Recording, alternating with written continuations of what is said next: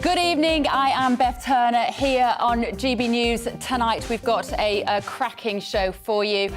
Amazing guests. We've got Silky Carlo here from Big Brother Watch. We've also got Michael Heaver here, former Brexit MEP and YouTuber. We're going to be talking about the public order bill. Protesting is something that you may never think you need to do until one day you need to do it. So how important is it that we keep the right to do that? We're also going to be talking about our emergency services and whether they are even remotely fit for purpose at the moment. I want to hear your experiences of dealing with the police and the ambulance service. How has it been for you? You can get in touch with me on Twitter at GBNews, or you can also email gbviews@gbnews.uk. I'm going to be telling you as well how to know if you're officially posh in 2022. This is according to Tatler, and it's the status symbols that we all need. But before all of that, here is Polly in the newsroom.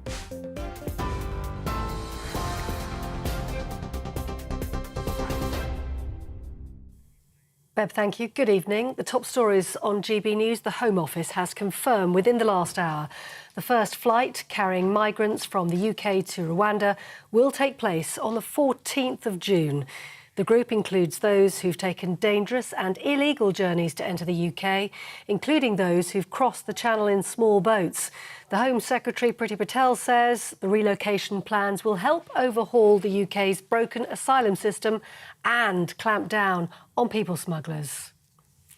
Meanwhile, the Chancellor's been saying the plan unveiled to help with the cost of living crisis will make an enormous difference to the most vulnerable households. The consumer group Which says over 10% of people have skipped meals due to rising food prices, and 57% of people are having to make adjustments, including cutting back on essentials, taking out loans or borrowing from friends and family. Rishi Sunak says he believes millions of families will benefit from the support put in place. Last week we announced £15 billion of new support to help with the cost of living, with a third of all households, the most vulnerable, receiving around £1,200 in help. But there's also support available for everyone, including £400 off energy bills in the autumn. We said we would stand by the British people through this challenging time, and that's what we delivered last week. In international news, in Ukraine, to be specific, the governor of eastern Luhansk says a Russian airstrike has hit a nitric acid tank in Severodonetsk. The authorities there are urging citizens not to leave their bomb shelters due to the risk of breathing in toxic fumes. Russian forces now have control of around half of the eastern city, and much of the infrastructure there is facing heavy bombardment daily, with thousands of civilians still trapped. Meanwhile, the president of the EU Council says their ban on Russian oil will cripple Vladimir Putin's war machine. The EU has agreed to stop 90% of oil imports by the end of this year. 10% of imports will be temporarily exempt, so Hungary, Slovakia and the Czech Republic can still have access to fuel. A senior Ukrainian official argued the sanctions didn't go far enough. But European Commission Chief Ursula von der Leyen said they're destroying Moscow's economy. Most importantly, in the back is, of course, the whole big package of 6 sanctions. And these sanctions are biting hard and are really destroying, and that's the goal, the basis, the financial basis of Putin leading this war, and hitting hard the Russian economy. Here, a Conservative MP says he's taken the appropriate action to facilitate a confidence vote in the Prime Minister. John Stevenson says continuing criticism, revelations and questions are debilitating for the government. Earlier, the former Cabinet Minister Andrea Leadsom told her constituents that unacceptable failings of leadership found in Sue Gray's Partygate report cannot be tolerated and are the responsibility of the Prime Minister. The Queen has returned to Windsor Castle from a short trip up to Balmoral ahead of the Platinum Jubilee celebrations. Her Majesty travelled to her Scottish home last week. As Buckingham Palace said, she's pacing herself ahead of a busy 4-day weekend of festivities. The Queen's planned visit to Epsom for the Derby on Saturday is also reported to be unlikely, with the Princess Royal attending on her behalf.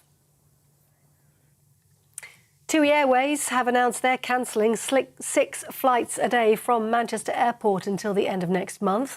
EasyJet and British Airways have also been cancelling flights, while passengers at airports such as Heathrow, Gatwick, Manchester and Bristol are all reporting long delays. The Shadow Transport Secretary Louise Hay says the government didn't ensure airports had the required staff levels after thousands were let go during the pandemic.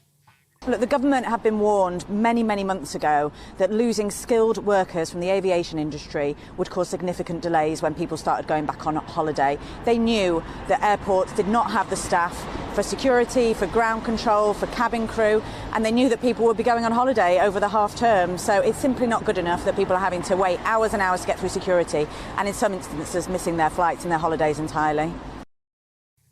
Well, GB News asked the government for comment on that, and the response was that there's been a change in the law regarding employee training, which they say should help the industry fill vacancies more quickly. The government spokesperson also pointed out the aviation industry is responsible for ensuring there are enough staff to cover roles and that the sector itself needs to step up recruitment. That's it. You're up to date on TV, online and on your radio via DAB+. Time now for Dewbs Co with Bev Turner.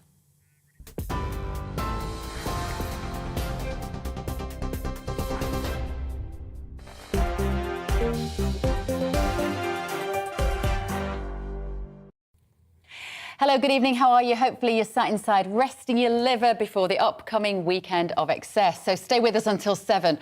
The public order bill. It sounds quite dull, but it is anything but. And my panel will discuss that. Plus, the divisive issue of rape victims having to hand over their phones and the absolute state of our emergency services. We have the dream team tonight to discuss these issues. Former Brexit Party MEP and now YouTuber Michael Heaver, the director of Big Brother Watch, Silky Carlo, and former editor of Labelist, Peter Edwards. And as always, your thoughts matter too. Particularly let me know of any interactions with our emergency services, good and bad. Get in touch with us, gbviews@gbnews.uk or on Twitter @gbnews. Can I also remind you, politely, to subscribe to our YouTube page, please? You can watch live or you can see the best bits from the channel when you search GB News. Now, it is the thing that most of us dread, having to call 999 in case of an emergency. But new data from last November to this April shows that police forces in England and Wales are failing us in that potentially life or death moment. With calls not answered within target times, nearly 3 million calls a year are not being answered within the target of 10 seconds. 500,000 calls are not being picked up before what must be a very chilling 60 seconds. And officers are taking 3 minutes longer on average to arrive at serious incidents than they were in 2016, from 11 minutes to 14 minutes. Michael, I'm going to come to you. Now, some of these call centre delays are apparently because the emergency call operators, are still working from home. Yeah, well, it's we're going to find it issue after issue. It's another legacy of lockdown, and this has been mentioned in the reports as a concern, as a hangover from lockdown. Also related to that is the fact I think some forces are reporting that up to 30% of calls now are mental health related, which I would argue is, another unfortunate outcome and hangover from what we saw with lockdown. What I would say about this, though, is, it's good that we've got this degree of accountability. It's good that we've got these figures. It's good that it's being mentioned. I think at a time when people are generally seeing their taxes jacked up, this sort of stuff, which is, let's face it, a matter of life or death, this saves lives, fast responses times. Perhaps it's time for a little bit less virtue signalling and spending on social media teams and a bit more getting the basics right like this.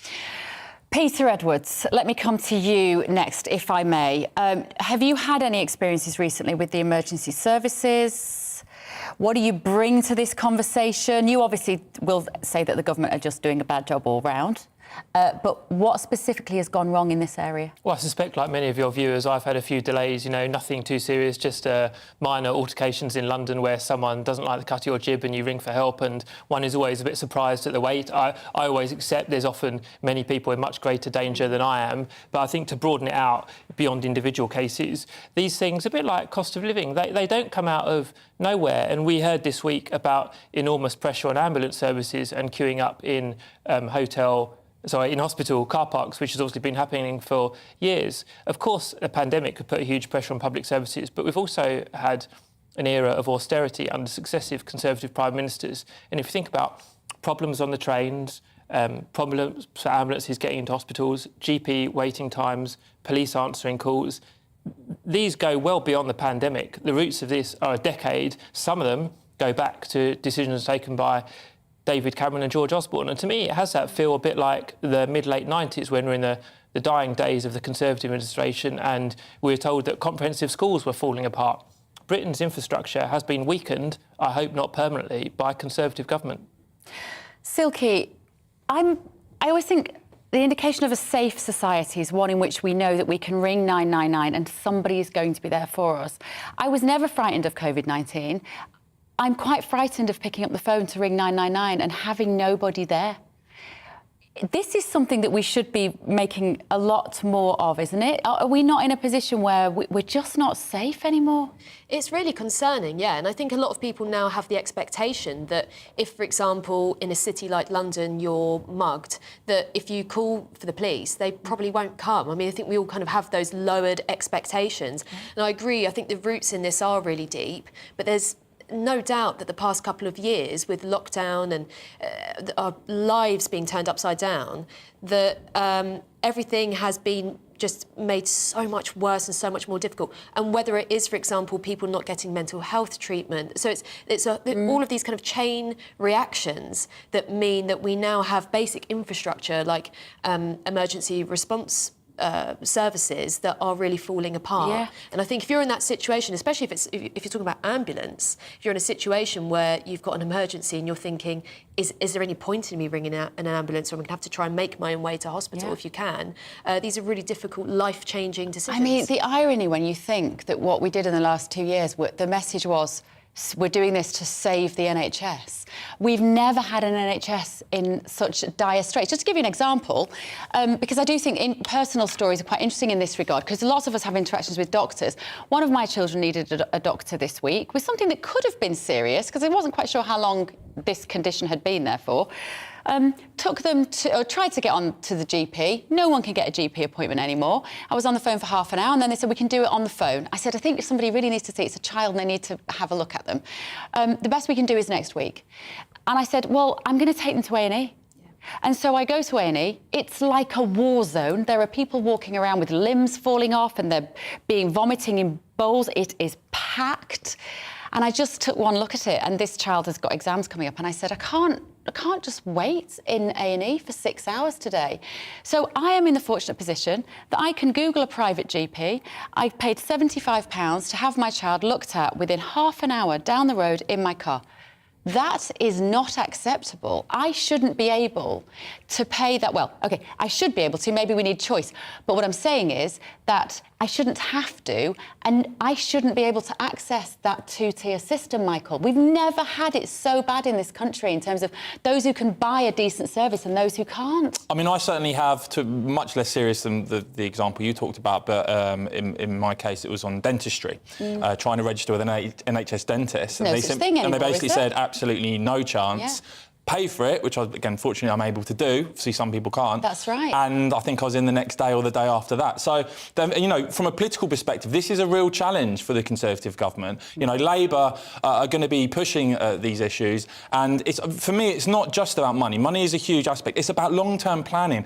Because of the way our political system is going from election to election, I think sometimes British governments of whatever stripe haven't been great at long-term planning for what potential demand. Obviously, lockdown being a bit of a wild card and all this, but I'm talking about in terms of how many dentists we're going to need, how many doctors we're going to need, not in the next 2 or 3 years, over the next 10 or 20 years. Let's have a look at one of our little graphics we've mocked up for you, just to get our heads around this a little bit more and what is happening within our emergency services. So, this is the police force. This is the 999 call handling that I started talking about at the top of the hour. So some police forces, mysteriously, are doing much better than others. Humberside, 2% of calls answered under 2 seconds. Gloucestershire have a much more successful rate of nearly half of the calls are being answered under 10 seconds. And these are the worst ones that we have on record. Peter, I'm just going to ask you to speculate. Why would some areas be so much better than others, do you think? Well, I think you've hinted at the answer, really, which is the top 4, all in the north of England. I had very many happy years living in Yorkshire. It's no secret that areas outside of London fared worse under Conservative spending cuts. I don't want to take everything back to David Cameron and George Osborne. Clearly, that would be naive and have been through the pandemic. But it's no secret that the Conservative neglected the regions. It's no secret that in terms of the average cut in local government spending of 40% over the last decade, that was weighted towards the north and protected London and the South East far more so. So it's no surprise that the 4 worst performing areas are in the north of England. And, you know, ultimately, that is very sad. The Tories will pay a price for this, just like they did in the 1990s. Levelling up is an idea. Levelling up has not happened. I think you're right. And as Michael was saying as well, I think this is something that people are going to judge the Conservatives on very, very harshly at the next election. Chris has got in touch on social. He said, my son came off his moped because of a pothole, more money that wasn't spent on looking after the roads. He phoned an ambulance because he couldn't move his leg. They said they had nothing to send unless he had a compound fracture. So that means the bone sticking out of the leg, doesn't it? This is not good enough. The government is failing us. And Tom says he's a paramedic working in the South West. So much of the issue is misuse of emergency services. If you knew what people are ringing ambulances for, you would never move out of the way for an ambulance again. That's a bit depressing, isn't it, Silky? To think that people are ringing the ambulances for, you know, I've hit my thumb with a hammer. But I'm sure there are some cases of that, and it must be really frustrating if that's your work and you're having that experience. But I think also part of the problem is that you're alluding to before, you can't get a GP appointment. Yes. So if you have a problem that could be small and could be dealt with, essentially some people have to wait until they are really badly ill and then they're being hospitalised and taking up hospital beds that are needed for other emergencies. Yeah. So it is a chain reaction. The whole health service is going to need some extremely intensive care following what's happened over the past couple of years. It's not even just... It's the GP service at that end, isn't it? And then at the other end, you've got the elderly who can't be moved into care homes because we've lost so many care home workers because of the mandating of vaccines to some of the young people that didn't want it and have just left the service. And then you can't move on to the old people. This whole system, Michael, needs sorting out, doesn't it? We used to be very good in this country at looking after people from cradle to grave. And it feels like we're just moving inexorably towards privatisation.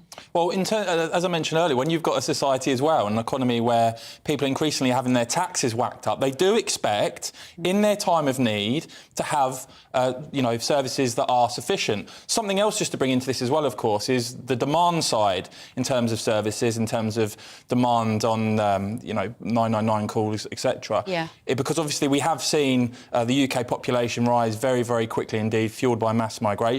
And in terms of planning the demand, as I mentioned earlier, that is very hard to do when you haven't had control. Now, the government does have control post-Brexit, and that should allow it, actually, to be able to plan in the longer term for the demand set out. What's the impact of Brexit on care home staffing? Well, it will mean, hopefully, that people get paid more to do what is a very difficult... Well, if you can let me answer the question you asked... What I want to see in this economy now is people that do critical jobs like that actually paid more because employers don't have an endless supply of people willing to do it for the absolute minimum wage, which is why a lot of people who do very important jobs like that haven't seen a pay rise, perhaps, ever, and have been stuck on the minimum wage. Do you think that's right as a Labour man? Labour introduced the minimum wage. What's the impact... No, people want to be paid more than the minimum wage, though, don't they? What's the impact of Brexit on care home staffing now? That people are going to get a pay rise. No, because that's about the future. What about supply and demand means people will have to be paid more to do the job, won't they? Has Brexit helped the staffing of care homes? It's going to lift wages. We're already seeing that. OK, it's a promise. We're already seeing it. No, we're already seeing it. We're seeing wages rise. We're seeing signing on bonuses because right now the labour market has tightened. Employees are desperate to get good quality people, and I hope people that work in care homes that do very important jobs start to get paid more than just the minimum wage. I mean, I agree they're desperate. You used the right word. Desperate is the right word. We don't know what the impact of Brexit could possibly have been on so many industries, unfortunately, because the pandemic came around, right? Would you agree, Peter? Like, it's impossible to know how many care home workers left, because I know I was being contacted all the time by people who were saying, I don't want to have a mandated vaccine. I've had COVID, I don't want it. I'm leaving the care home industry. Young, hard-working, devoted, British, mainly women, were getting in touch. And the figure that I remember seeing was something like 100,000 vacancies were available in care homes. Well, we're seeing that also in the NHS as well, to move on slightly from care homes, that Boris Johnson had a very ambitious target in the 29 general election for adding more nurses, but he's been hindered from achieving that hugely by the number of vacancies. So, why are we not filling vacancies in the NHS? Again, these things don't come out of nowhere. They're not like the weather. No, they're not like the weather. They're not like the weather. Peter Edwards is quite right about that. In fact, this is one of the very few programmes where I don't think we have the weather on GB News. But what do you think, Silky, is going to be the answer to this? Are we inevitably going to have to privatise at least our health service? I think a lot of people would find that un-British. I think people have a source of national pride in the NHS, especially after the pots and pans that we've had, banging our pots and pans to save the NHS, which has now been decimated. But I think also, even in this discussion, you can see how quickly these things become political. And, the debate is too often political and not practical. And I think you're right to come back to, the mandating of vaccines was a very good example of, again, where that was a political decision that was made. It wasn't practical. It meant that just when we really needed the NHS to be well-staffed and care homes to be well-staffed, thousands of people were leaving. And Labour supported that. So, too often these debates become political, and I think if there's one thing, hopefully, where we can find a consensus eventually, it will be on how to have a functioning health system, because it is one of the sources of national pride for Britain, and even the Conservative government, I think, knows that privatising the NHS is not a vote winner. Oh, it's deeply unpopular. But like I say, I just think, like you with your dentist and me with my child, so many people are just not even bothering. They're just checking out of the NHS now. I think when we talk about the hangover from lockdown, I think at the moment people get that. I think the test is going to be, in 2 years' time, will things be as bad? Will they be even worse, or will they actually have improved? Because in 2 years' time, people may be less willing to take that, as the justification. Yeah. Thank you for your messages. Do keep them coming. Anonymous on Twitter, if you have to wait 16.8 seconds for homicide to answer a call, how long would you wait for an ambulance if your father's had a stroke? There's a 2-hour window for life-saving blood clot drugs. Absolutely. A lot of these incidents, it genuinely is a matter of life and death. Right. Thank you, guys, for kicking us off. All right, coming up after the break.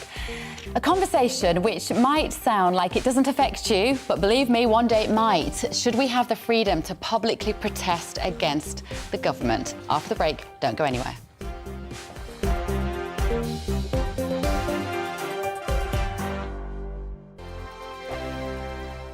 We are GB News. We're right across this great nation. On TV, on radio, on digital. Absolutely everywhere. We don't talk down to you. We embrace all voices. With honest and civilised conversation. We're not part of the establishment. We're one of you. And we're only getting started. Join us on GB News, the People's Channel. Britain's news channel. Every morning from 6 o'clock, we'll wake you up with GB News Breakfast with all the stories you didn't know from the night before. So whether it's serious news, entertainment, or your own views from all over our great nation, we're here to kick off your day with a smile. And the national media should be reflecting and reporting what's happening here. You will notice the northwestern accents. Whether you're with us on TV, radio, or online, every morning, it's breakfast from 6 a.m. Hope you can join us. Join us for Ministry of Offence, the comedy panel show that's just like the news, in that the left fights the right and it doesn't really seem to matter who wins. We cover the big stories. It was in fact a troop of baboons and not angry vegans. I like that. And the really important stories. Fat naked cow gets stuck in swimming pool. It's a headline in a lot of local newspapers. Yeah. We're on the same team, Nick. Yeah, but I'm just helping you. Join us for Ministry of Offence, Saturday nights, 8 o'clock on GB News. I'm Dan Wootton. Join me Monday to Thursday from 9 to 11 for the feistiest and most fun news debate on TV, where free speech reigns. I'll bring you a sharp take on the day's biggest stories, bombshell newsmaker interviews, and A-list guests. And I guarantee you, no spin, no bias, no censorship, and no reason to go to bed. That's Dan Wootton Tonight, Monday to Thursdays from 9 on GB News.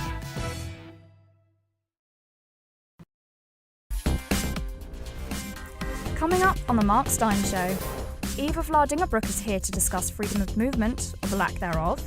Radio show host Dana Loesch joins live from Texas to discuss gun laws and law enforcement. Plus, as we approach the Queen's Platinum Jubilee, Peter Hitchens will be on hand to share his thoughts on the monarchy. All of that and more on The Mark Steyn Show, tonight from 8 o'clock.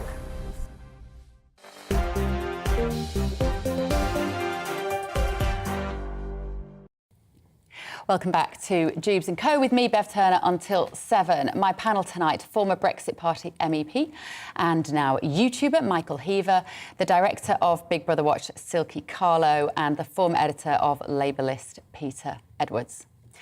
OK, the right to peaceful protest is one of the main pillars of our democracy, but who decides what is peaceful? The new public order bill is about to reach committee stage next week. If it becomes law, it means that known protesters must wear electronic tags and make what's called locking on, such as gluing yourself to a petrol pump, illegal. Next month, there is a massive march planned in London to protest about the cost of living crisis. These new powers won't be in operation by then, but this might be one of the last mass protests that we see in this country. Silky Carlo, I have to confess an enormous girl crush on you, because I have watched you from afar for years and you are so amazing. Sometimes I think you're like a guardian angel from the future. You've got the name Silky. If I was going to name an angel, she'd be called Silky with little wings. I think what you do in this topic is so incredible. Can you just explain to people, first of all, what Big Brother Watch is and why you're so amazing? Oh, thank you so much. Yes, we're a British civil liberties campaign group that we work on, particularly on new technologies. For example, facial recognition, surveillance, etc. And what we're seeing at the moment is this legislative onslaught of anti-protest laws, often with a surveillance element. So, for example, in this new bill, the government is proposing that even innocent people who have been to marches and demonstrations can be fitted with GPS ankle tags, which is, I mean, so extreme you would be almost shocked if Russia was going to do this to dissidents. Why don't more people understand these significant social changes which are going on?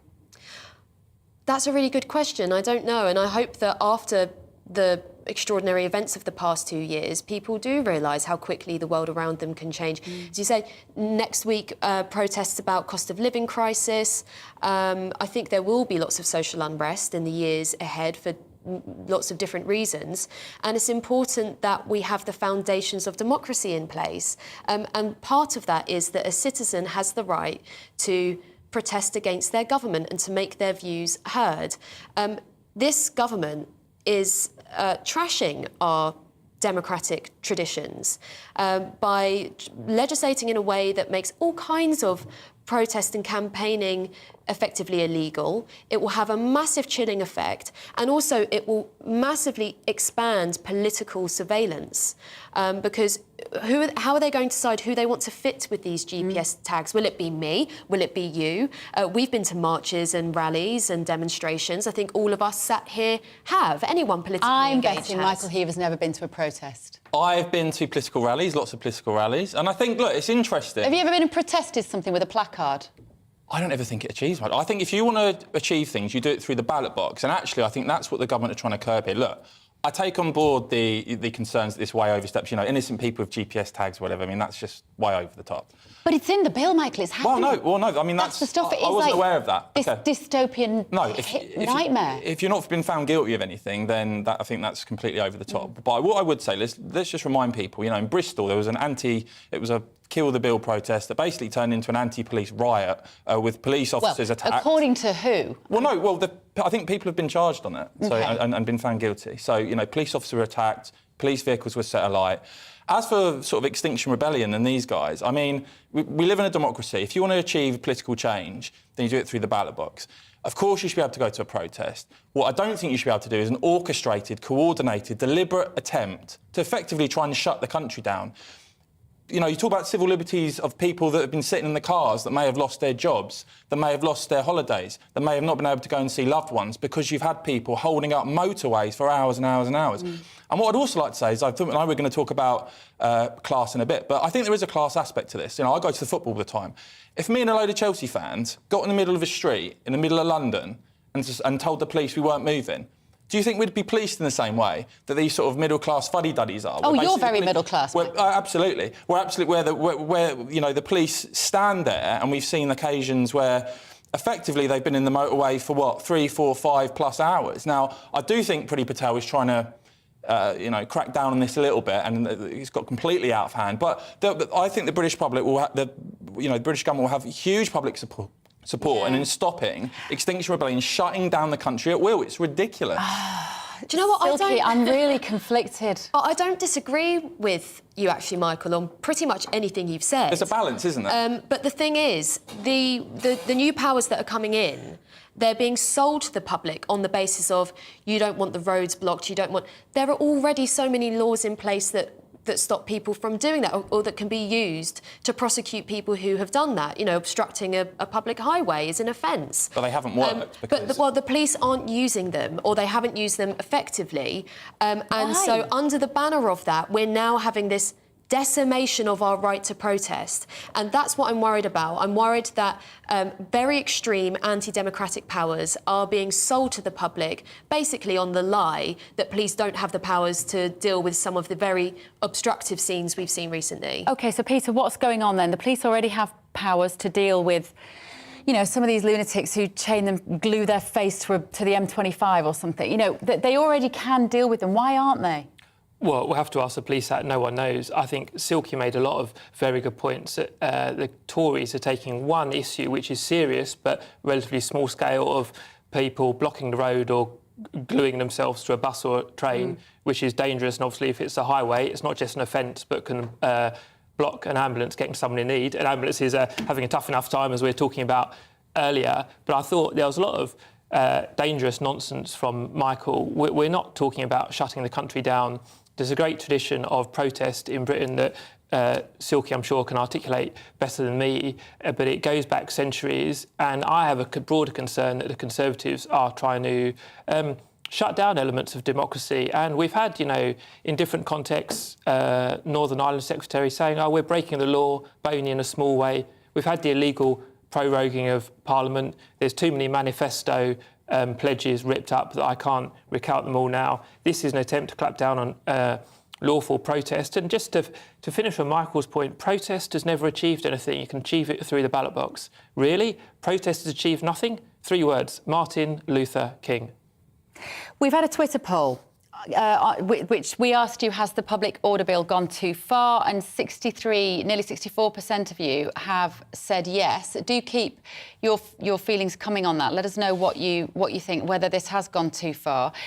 I'd never thought of myself as a protester, Silky. I'd never been on any sort of political protest. And then the lockdowns happened, and it felt like the encroachment of our freedoms, and I was particularly concerned with the vaccinating of children and the mandates. And so I was on those freedom marches, and I never thought this was something that I would ever need to do. And the power of being out there with those several 100,000 people, I really did understand for the first time why in a democracy we need to do that. So just so I understand, is there a possibility that if I did that again, I could be tagged? I mean, the fact... Sorry, I have to pinch myself during this conversation because the powers that the government are introducing are so extreme.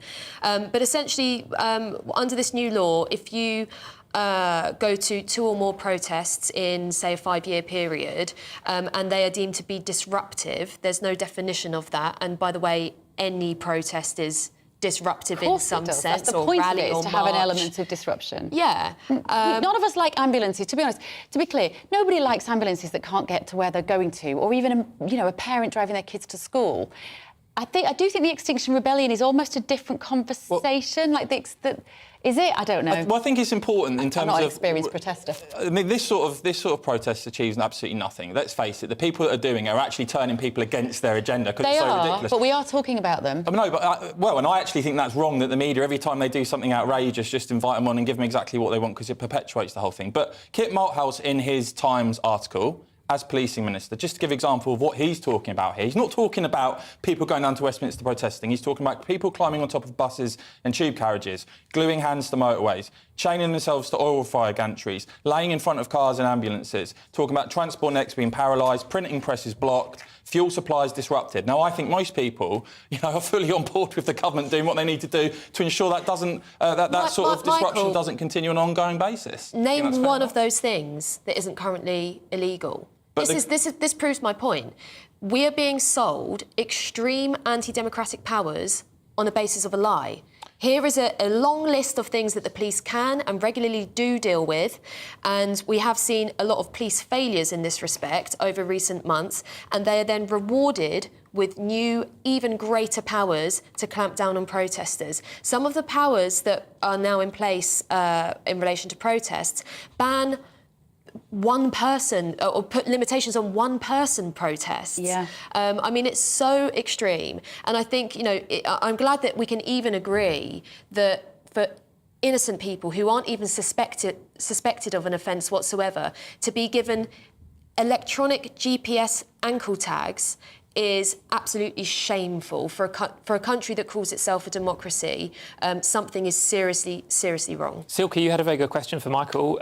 Is it illegal to block the road already? Yes or no? Well, ultimately, people want to see the government, if they are taking new powers, actually deliver, and that's what they're going to be measured on. If they allow this mayhem to continue all the way up to the next general election, having passed various bills to deal with it specifically, then people aren't going to be very pleased at all, are they? And there's going to be a backlash through the ballot box, and, of course, that's what the Conservatives will be worried about. So, in terms of they passed a new bill a couple of months ago, and now they've got a new one. Well, but people are generally, I think, going to judge them. If they're justifying it with those incidents, right, and nothing changes, then I think that's the backlash comes. If we then see a change in approach, where actually these nutters are dragged off the road straight away and dealt with properly and put in prison, then I think the British public will have, support the government doing that. Another question vanishes into the ether. Is it illegal to block the road already? Silky's question was the right one. Well, we've seen many... It's illegal, so you don't need a bill.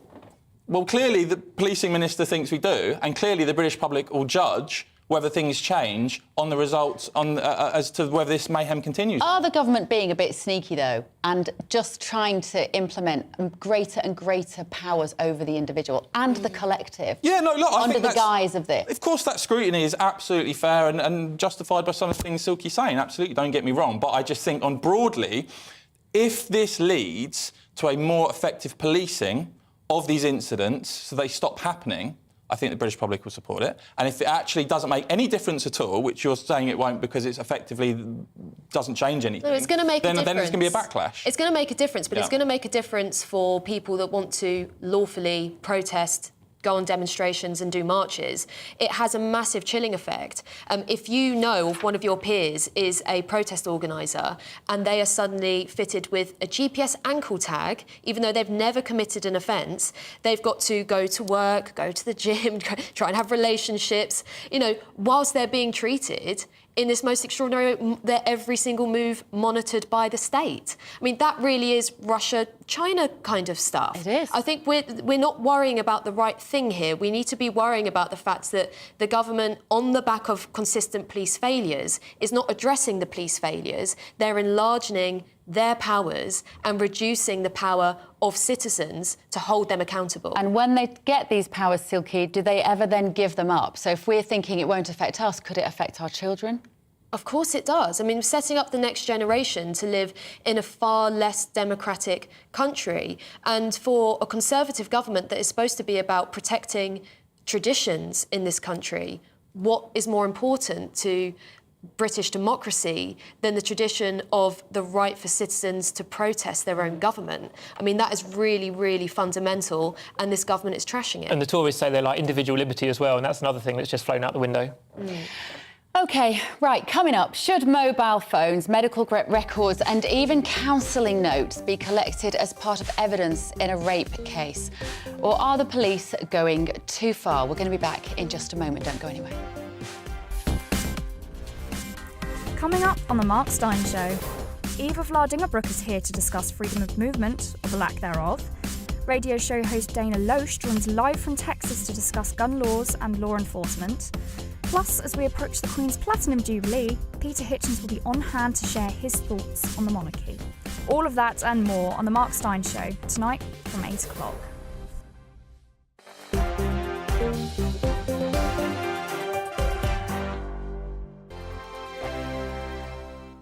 We are GB News. We're right across this great nation. On TV, On radio, on digital. Absolutely everywhere. We don't talk down to you. We embrace all voices. With honest and civilised conversation.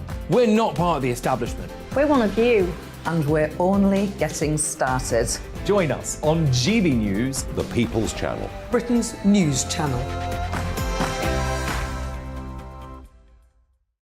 Every morning from 6 o'clock, we'll wake you up with GB News Breakfast with all the stories you didn't know from the night before. So whether it's serious news, entertainment, or your own views from all over our great nation, we're here to kick off your day with a smile. And the national media should be reflecting and reporting what's happening here. You will notice the northwestern accents. Whether you're with us on TV, radio, or online, every morning, it's breakfast from 6 a.m. Hope you can join us.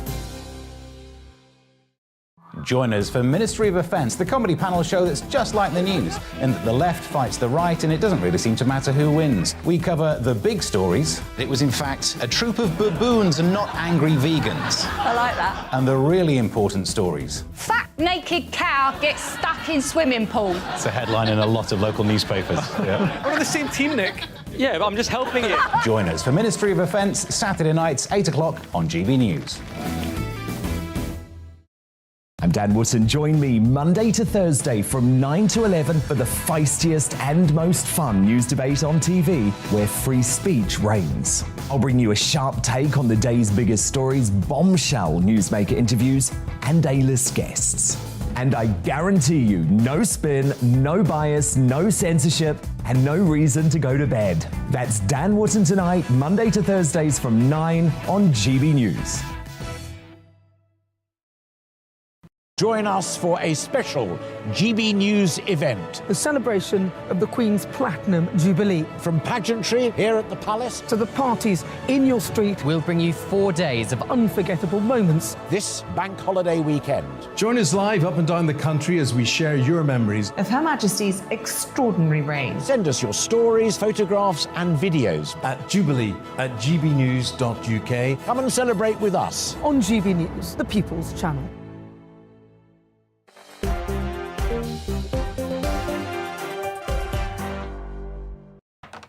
OK, so the UK's... welcome back, by the way.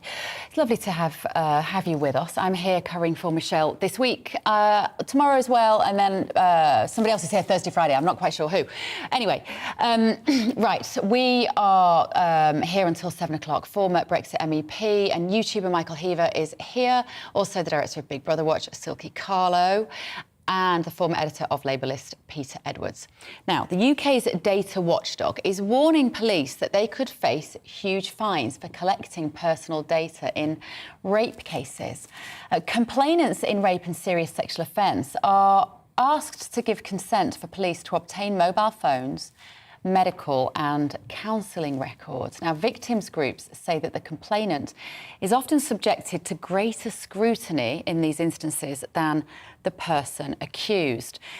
The Information Commissioner's Office says that the mass collection of data is undermining trust. Peter, I'm going to start with you. Why do the police need all this information from the complainant? Well, I think police need some information, but they've got to be proportionate and they've got to be sensitive and they've got to achieve that reclamation of data in the quickest and most delicate way possible. And what actually, I think it's reasonable that the police need perhaps some telephone data, but there's a concern that when we already have a lousy rate for rape convictions in the United Kingdom, that then rape victims, who are obviously, to a huge majority female, and then going through a very traumatic experience again as part of the investigation. And I heard one case study on the radio this morning about a rape survivor who didn't get her telephone back for 3 years, which seems completely unjustified. And I don't, there is police training for handling these types of offences, sexual offences, and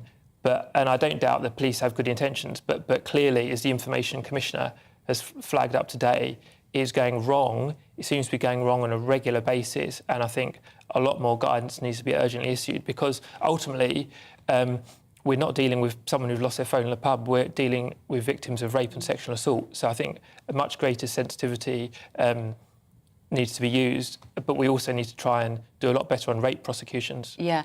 OK, so that's what's happening. Why are the police taking this sort of data, Silky?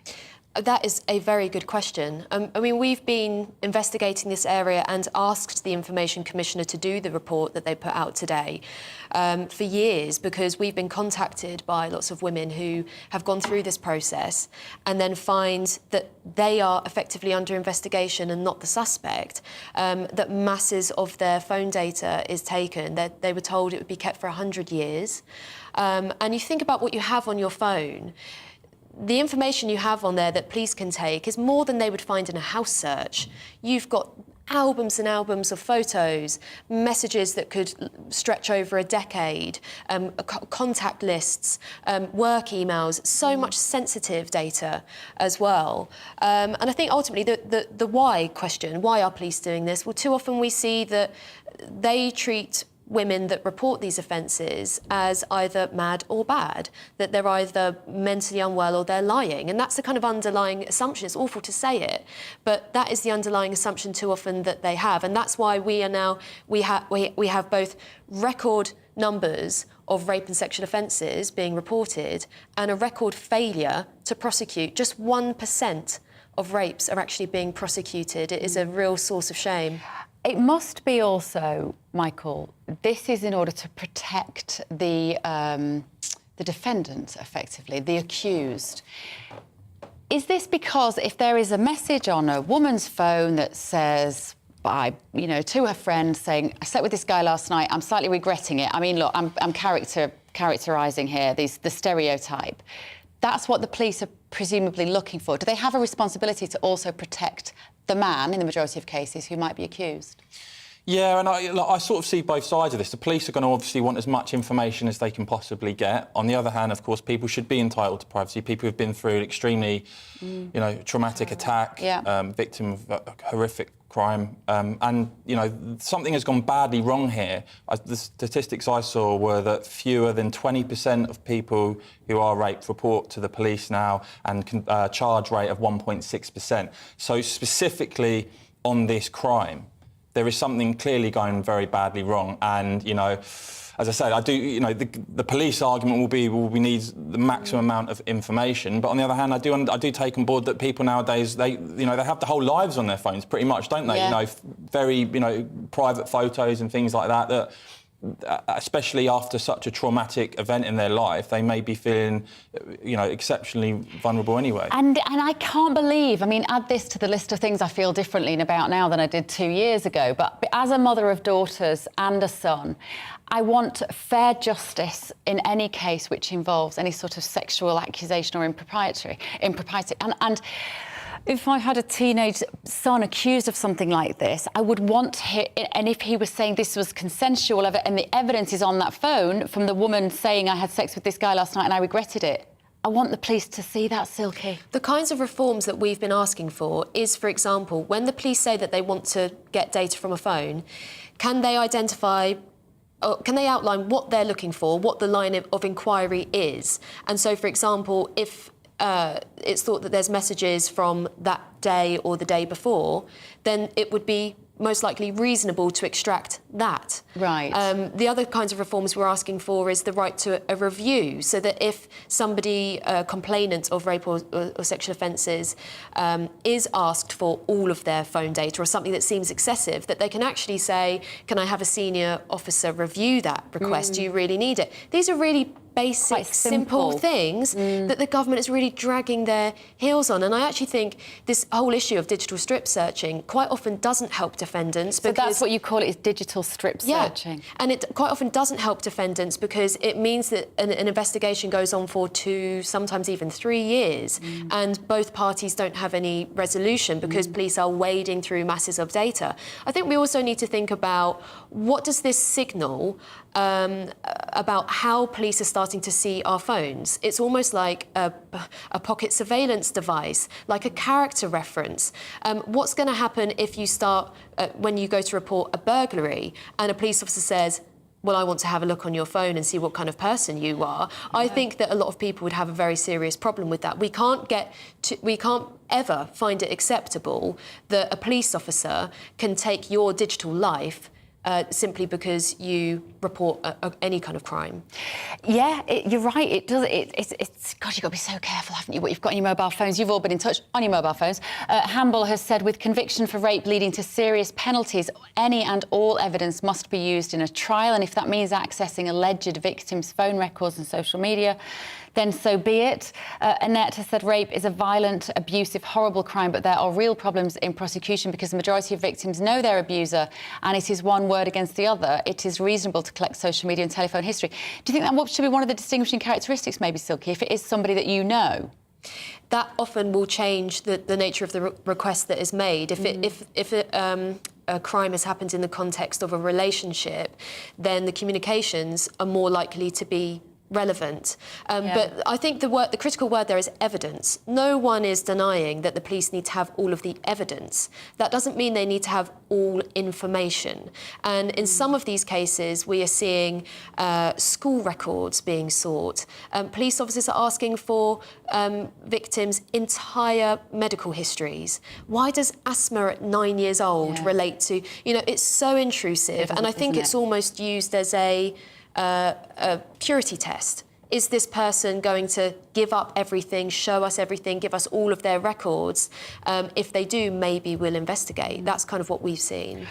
Crikey. OK, right, thanks all. We're going to have a massive gear change now, because there was a piece that caught our eye that was in the press today that was from Tatler magazine, you know, the Bible for everything obsessed with social class, society magazine. It's produced a list of must-haves that show that you are officially posh.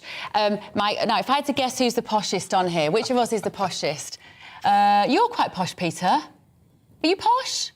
Well, I wouldn't say that. I went to a comprehensive school in Essex. Did you? That's one of the big markers, isn't it? Silky, comprehensive school, or I'm not posh. Were you privately educated? I got a bursary to a secondary school that was private, and I think that's a really good mix because then you get social mobility. Yeah. So that was good for me. OK, Michael? I'm not a Tatler man, no. But I think it's good that we talk about class, actually. Because I love it. I could talk about it all day. I think in many ways, actually, in terms of social mobility, we've gone backwards since we got rid of all the grammar schools. And I think recently I saw a report in Press Gazette, for instance, when it comes to journalism, that actually more journalists as a percentage, I think around 80% now are from privileged backgrounds. Yeah. We're actually going backwards in some industries. I can believe it, because nobody gets paid properly. Right, let's go through this list and work out how posh you are. What are you serving this weekend at the Jubilee? Are you serving a French champagne or English wine? Which do you think is posher, guys? French champagne or English wine? I'll have either. The English is I'll have anything. So Me too. Anything bubbly, I'll drink it all. English wine, that's the poshest. Yeah. House plants. Apparently they are one of the new status symbols. Have you got a load of house plants, Peter? No, and I haven't got any sparkling wine, but I have made cakes for my church and my family for the Jubilee. Oh, lovely. Made your own cake. Very middle class, I'm sure. Look, there we go. That doesn't look particularly posh. But if you go any 5 minutes on Instagram will tell you that loads of houseplants is like de rigueur. What else have we got? Let me have a look on my list. Just a moment. I'm not quite sure what pictures we've got. Dogs. Have you got a dog, guys? Yeah, what have you got, Silky? I've got a very badly behaved Jack Russell. That's not posh. You've got to be a rare breed. Peter? I've never had a pet. Oh, no, me neither. I've got 2 guinea pigs locked down. Dog? Sadly not, but aspiring in the future to have a... OK, now this, apparently, it's not necessarily posh, but Tatler say this is the ultimate status symbol. It's the blue tick on Twitter. Blue tick? Yes. Blue tick? Yes. Blue tick? No, we've got to wean ourselves off Twitter. Oh, it's a certain Peter. generation. You're just jealous because you've not got a blue tick. We've all got blue ticks. Twitter, like, we've got to move on from Twitter. There are more important things in life. And I think that's a generational indicator, because I think people of a certain generation won't know or won't care what a blue tick is. Oh, Peter, lighten up. Come on. Get with the game here. Right, here we go. Do you have an ornamental leg? Oh, I've got several, yeah. None of us have got that. Oh, here we go. This is so Tatler. A rewilded estate. Do you even know what that is, Michael? I think I've been to a couple. No, I'm joking. A rewilded estate. It's like it's one stubbed hedonistic, basically a building that you've just let go to rack and ruin, that you can just have like plants in it, and a nursery that is haute couture nursery. So an individual nursery is ridiculous, isn't it? We concluded none of us are posh. Sounds expensive. Right, the culmination of our Twitter poll. We asked you, has the public order bill gone too far? Silky Carlo from Big Brother Watch will be delighted. 63.5% of people said yes, no, 36.5%. That gives me some faith in our future, that we will have some people who will fight for our freedom. And talking of posh, this Sunday I'm going to be in my posh frock. I'm going to be hosting GB News' coverage of the Jubilee celebrations with Alistair Stewart on Sunday. We're going to start at midday, so do join us then. Thank you to Michael Heaver, Silky Carlo, Peter Edwards. If you missed any of today's show, you can catch it up in all the usual places. But I am now delighted to say that Nigel Farage is coming up. Nigel, what have you got on the show tonight? Bev, thank you. Well, it's the issue that never goes away and is now rising back up the political agenda. It's the sheer number of people coming legally and indeed illegally to the United Kingdom. We've just had an announcement in the last hour that the first flight will go to Rwanda on the 14th of June. Well, we'll see about that. And Linton on Ouse. It looks like the government may be having a rethink. Sometimes protests from local communities really do work. Hello, it was another very showery day across the UK on Tuesday, and it's more of the same as we head into Wednesday then, with a mixture of sunny spells, scattered showers, but it will turn drier from the west. If we look at the pressure pattern then, you can see the reason why. Low pressure centre right across the UK on Tuesday, and that's still hanging around as we head into Wednesday. This occluded front here, that's going to bring some more organised showery rain southeastwards as we head through the night. So we can pick up on it here across Northern Ireland through the evening, and that will spread its way southeastwards into Wales and the Midlands. Elsewhere though, many of those daytime showers will tend